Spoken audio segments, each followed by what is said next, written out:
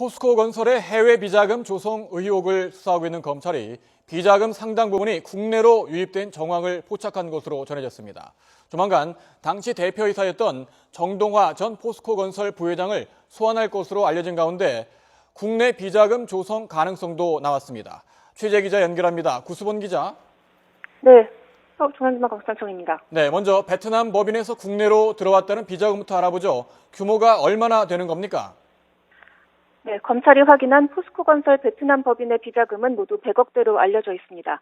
이 비자금을 조성한 혐의를 받고 있는 베트남 법인장 출신 박모 전 포스코건설 상무는 어제 참고인에서 피의자로 신분이 전환됐습니다.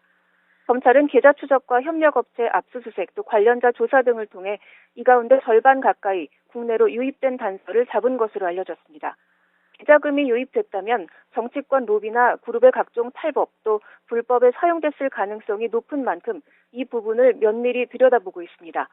당초 포스코건설 측은 비자금이 전부 현지 발주처 리베이트로 쓰였다고 해명했는데요.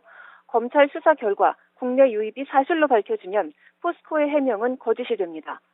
검찰은 주말 동안 자료 분석에 집중한 뒤 다음 주 초 박 전 상무를 다시 불러 사법 처리 여부를 결정할 방침입니다. 네, 정동화 전 포스코 건설 부회장이 조만간 소환될 예정이라고요? 네, 베트남 법인이 비자금을 조성할 당시 포스코건설의 대표를 맡은 인물이 바로 정동화 전 포스코건설 부회장입니다. 검찰은 비자금 조성과 국내 유입 과정에 최고 경영진이 관여했을 가능성이 크다고 보고 있습니다. 이를 뒷받침할 만한 진술과 정황 증거도 어느 정도 확보한 것으로 알려졌습니다. 포스코건설의 베트남 비자금 조성 사실은 이미 8개월 전에 자체 감사에서 확인됐던 사실인데요. 검찰이 지금에 와서 수사를 하는 것도 사용처를 파악하기 위한 시간이 필요했기 때문이란 분석입니다.